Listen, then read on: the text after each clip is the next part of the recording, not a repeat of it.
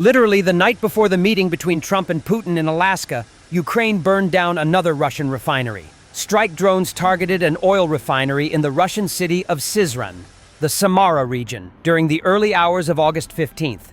The incident was reported by various media outlets and on social media, with Excelenova Plus sharing eyewitness footage from the scene.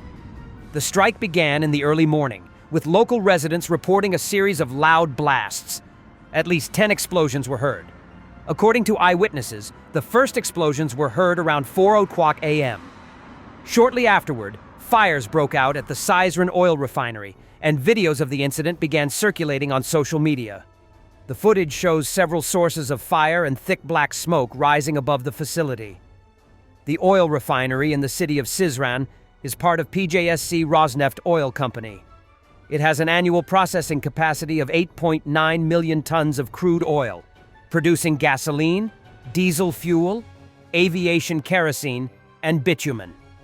This Russian oil refinery is located about 700 kilometers from the Ukrainian border. The facility supplies fuel to the Samara, Saratov, and Penza regions, as well as parts of central Russia. The oil refinery also supplies fuel to airfields and military units of Russia's central and southern military districts. Disabling it is therefore a key objective to reduce fuel supplies to Russian forces. The oil refinery in Syzran has previously been targeted by Ukrainian attack drones, including in February and March of this year. Those strikes also resulted in fires at the facility. On the night of August 14th, drones struck a Lukoil oil refinery in the Russian city of Volgograd, causing a large-scale fire. Ukrainian forces repelled another large mechanized assault on Mala Tokmachka in the Orikhiv sector. Russian troops advanced from Verbov with heavy armor across fields, followed by motorcyclists attempting to break in from Novoprokopivka. The attack failed. Reported Russian losses: a tank, 4 buggies, 4 motorcycles, damaged IFVs and APCs, 16 killed and 10 wounded. In the Orikhiv sector, the area around Mala Tokmachka has seen a sustained increase in combat activity in recent days. Russian forces have been attempting to push forward with a mix of mechanized assaults and smaller probing attacks, aiming to create pressure along several points of the front.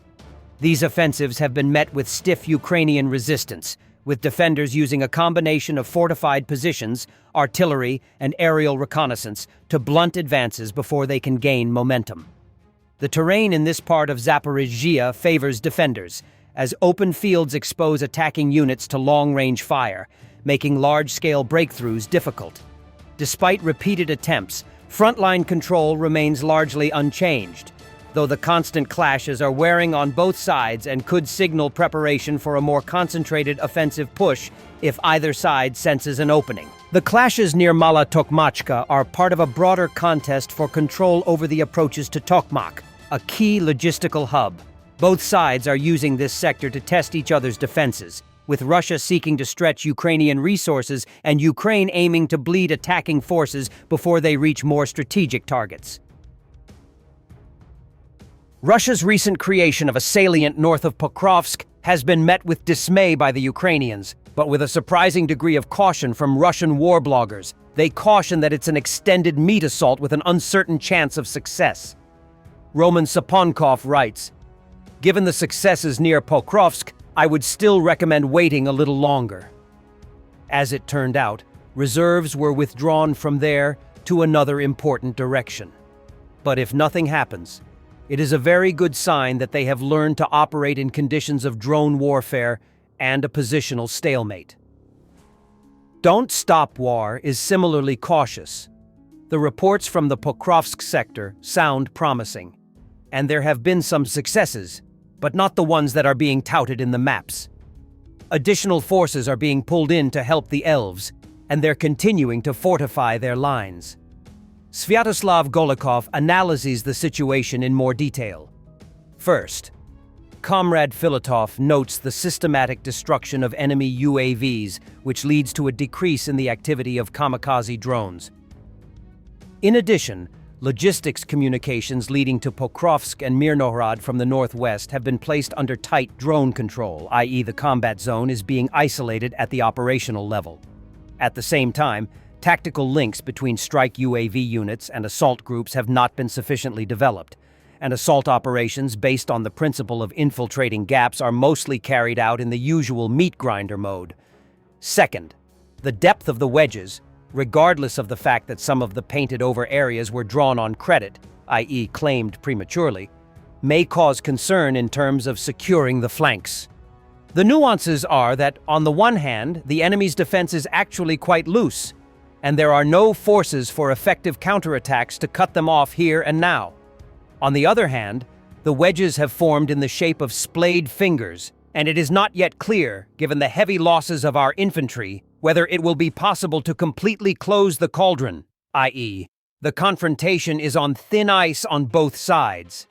At the same time, there are no significant movements southwest of Pokrovsk, where the offensive is stalling, and the main hope now lies specifically in these wedges. Third, being dizzy with success is basically a bad thing, Chris O. Wiki. On the one hand, despite the obvious nervousness of the enemy in view of the developing situation, I suggest we don't forget that he is quite successfully selling us the areas of Donbass that remain under his control on credit at a very high price for us, still hoping to strategically drag out the war until we're worn out, and the ongoing wasteful spending of our human resources in meat grinder battles only plays into his hands. On the other hand, the looseness of the enemy's defense in this direction reflects not only his general problems with his own human resources, but also the reservation of forces and resources for possible strikes in other directions, in particular on the border areas. On 2nd August, we discussed this issue with a comrade and agreed that if, say, our opponents managed to break through to the Bryansk region, they just destroyed a bridge there, and gain a foothold in the forests, we will have a hard time getting them out of there. A clear example is the Serebryansk forest in Ukraine. Another comrade recently expressed similar concerns, citing the example of the Serebryansk forest. In general, there are serious concerns among those involved about the border area. As a recent example, I would like to remind you of Comrade Sukankin's comments on the concentration of enemy forces in the Yunakivka area near Sumy. Military Informant has a similar commentary about the factors that have made the sudden Russian advance possible. Drones have changed the battlefield beyond recognition, turning almost every kilometer into an observable and attackable zone. This has practically reduced to nothing the possibility of rapid mechanized breakthroughs with masses of equipment, turning the offensive into a gradual bloody steamroller with every 100 meters being bitten off the enemy. This situation has forced the Russian command and officers on the ground to look for alternative ways to advance forward with an exit to the rear of the Ukrainian armed forces. In Sudzha and Avdiivka, conveniently located pipelines were used for such operations, through which the infantry would secretly accumulate in the enemy's rear and then launch a surprise attack. And although these were successful tactical operations, they were extremely situational.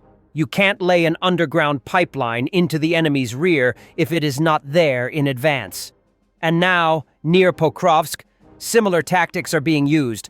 Only the infantry is infiltrating the rear of the Ukrainian armed forces, not through pipes, but in small groups along previously reconnoitered routes through fields and plantations. From what the enemy reports, the Russian armed forces, taking advantage of the holes in the Ukrainian defense, methodically bring in groups of several people at night. The infantry groups are led by radio communication from drones, and heat-protective capes are often used to hide from Ukrainian reconnaissance copters.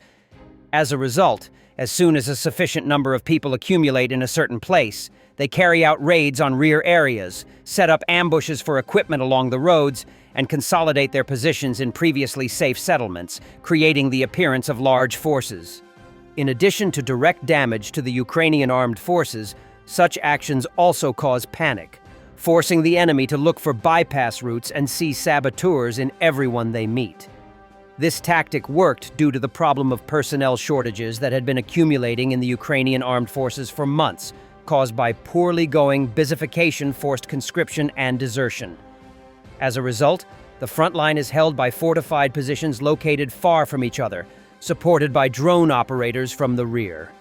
This feature of the Ukrainian defense was used by the Russian command against the Ukrainian armed forces. However, such infiltration operations also have serious risks. All supplies to infantry groups remote from the front line are carried out exclusively by aerial drones, and if something goes wrong and the main forces are unable to support the stormtroopers operating in isolation, the enemy can crush their positions with a counterattack. Thanks for watching, and don't forget to subscribe. Also, if you want to support Warthog Defense, please become our member and get early access to new videos, exclusive members-only videos, and become administrator in comment section. The membership link is in the description. Rescues every day. We had a guy last week at 6 rescues in 6 days. You know, he's doing the job every day.